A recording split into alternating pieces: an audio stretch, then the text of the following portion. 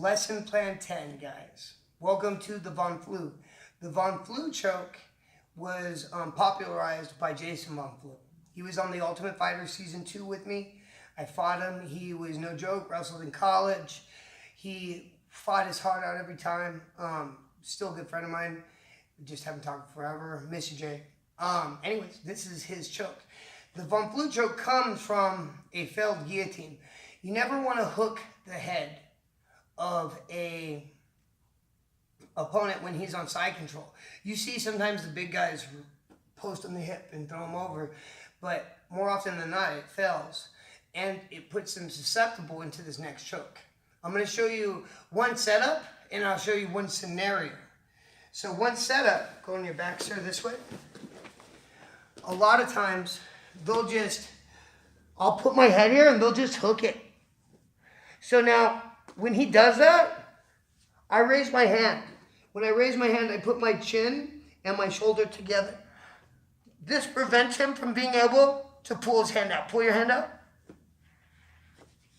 So the first thing I do is just sit there and I wait for him to hook my head. And then if he does, I know I'm going into this move. Of course, I should be in proper side control with this elbow on the outside.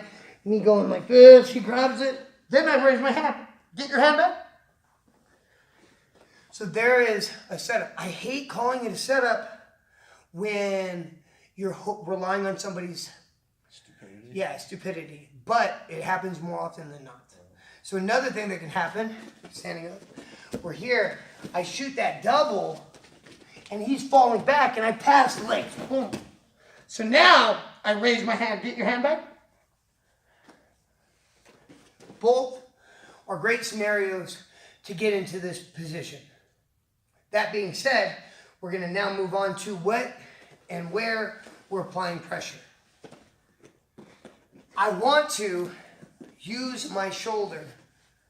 And when you say, well, I want to use my shoulder, when you see in the UFC, the guys are fighting and they're holding each other and the guy hits him with his shoulder, that's the part of your shoulder you want to use. Well, what part is that? You want to find out, take your shoulder, find a wall. Boom.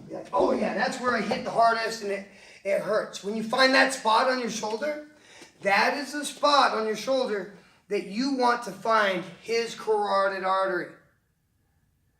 Then you're going to apply pressure. And how you apply pressure is very important.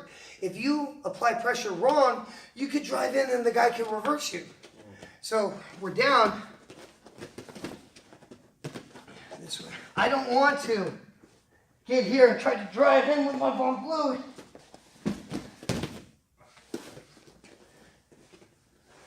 I have to drop my weight.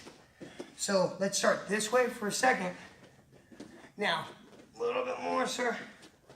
I'm going to put my shoulder here. We're here. I raise my hand.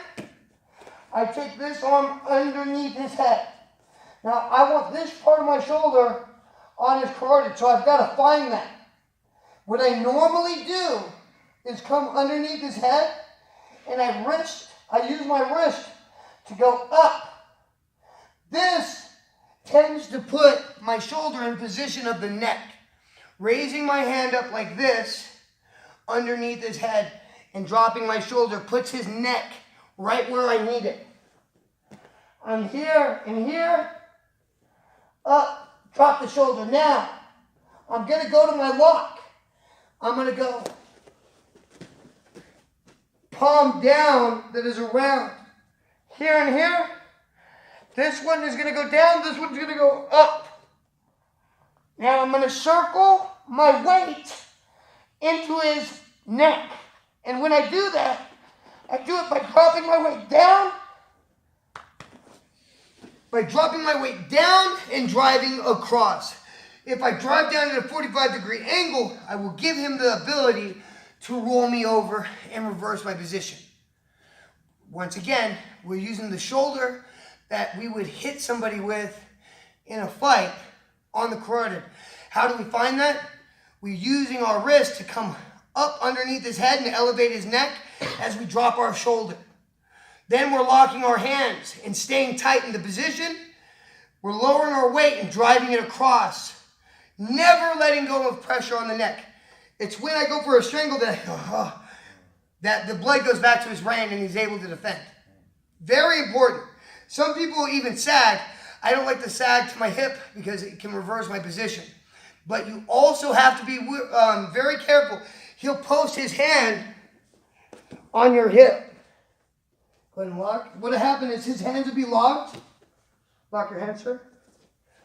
He'll start to figure out what you're doing. He'll release and he'll post on your hip.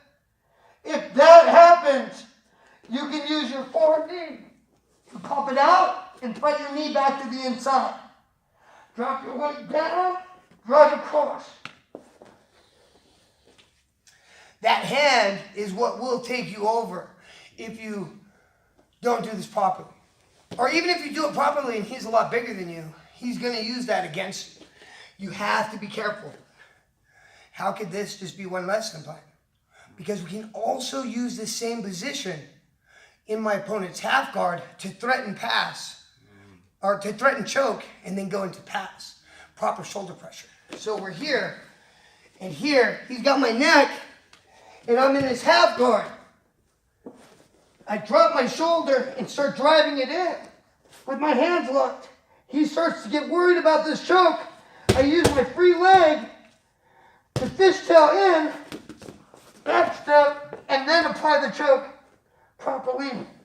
Shoot down, drive across. So we're here in the half guard. He's got my head. I lock it, and I use this pressure to threaten. I can at that time put my knee into his thigh to pull out, or I can bring my foot to the inside, keep his legs apart, back out, reposition, and apply my pressure going down, driving across.